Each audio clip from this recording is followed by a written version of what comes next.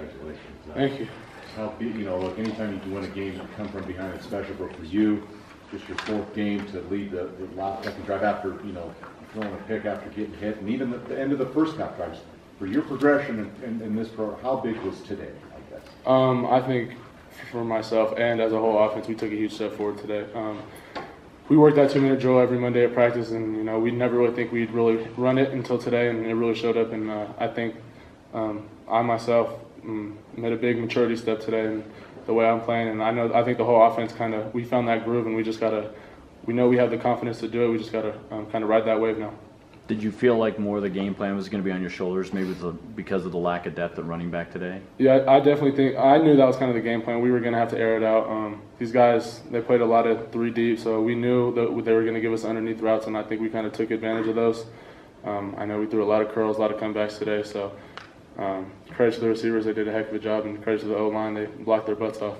What was going through your mind after the interception? Look, I mean, you got hit. It wasn't like, there wasn't much you can do about that, but were you down on the sideline? Were you up? What was the mood like, and what was it like in the huddle on the game-winning drive when you got another chance? Yeah, it was definitely frustrating, but I think it was out of my control. It was something that I couldn't control. But I just told the guys we're going to have 2 minutes to get the ball back and go score, and we got to do it. Told the guys on the sidelines we worked too hard in the summer. We ran too many sprints to let this game slip away from us, and I think they're all ready to go. And we just executed on that final drive, and it all came together. Looked like you took a whole lot of hits today, and I think Rocket said dealing with a bit of an ankle. Just how physically draining was this game for you personally? Yeah, this game was insane. I'm still at a point right now where I'm kind of lost for words. I'm still kind of sinking in the game, still not fully processed yet, but it's crazy. I was even before halftime, I was out of breath and had to get oxygen at halftime. I was pretty banged up, got my ankles taped, and so this bye week is coming at a real good time. So you got to get your ankle retaped at the halftime, right? Weren't you limping a little bit right near the end? Yeah, right. Any doubt you weren't going to come back, or you just needed to get it retaped? No, I just needed to get it retaped. I knew I was going to come back, and it was that play right in the red zone where he came up from behind me and got me. And so they were a good team. Really, they were sound and good coaching. They came to play.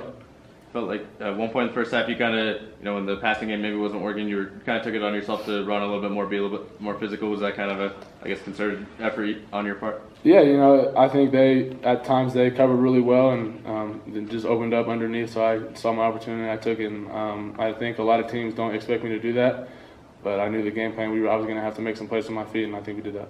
Take me through the game-winning touchdown. What'd you see? How it developed? Rocket flash in front of you. Take us through that. Yeah, so we had a wheel route with the running back, and then Rocket come underneath. So ultimately, it was a wheel. The first read was a wheel, and then ultimately come down to Rocket.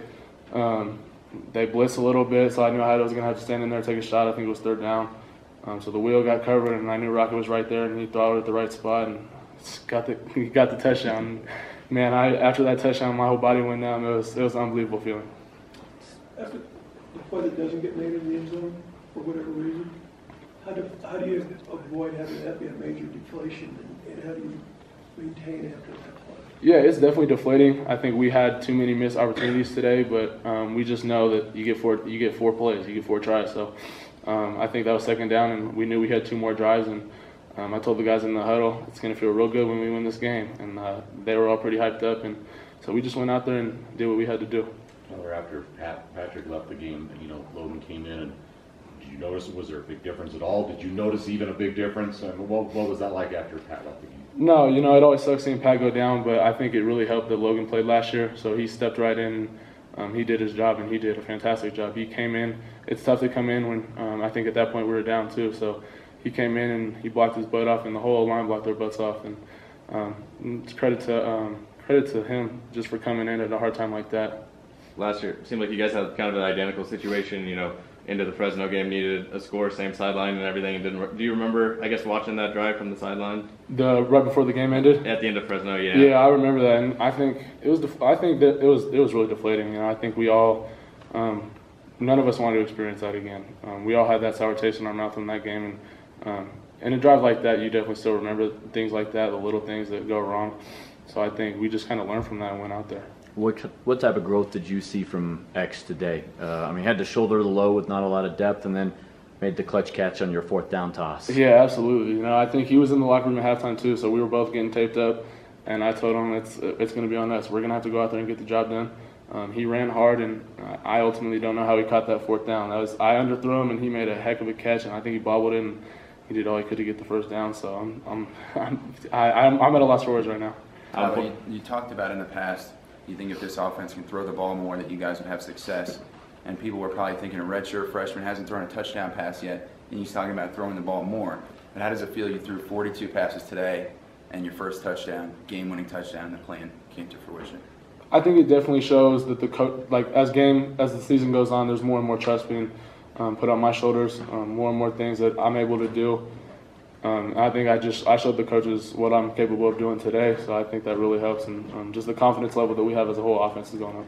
How important was it to have Austin, that you could kind of lean on today? It seems like he's always been a big part of the short game offense today, and obviously you guys did a lot of that. Yeah, Austin had a heck of a day. He had some really nice catches, and I know the one that I can remember was that third down on the curl route that he caught, went up and got, and so the receivers did a heck of a job, and they made me look way better than I actually was today.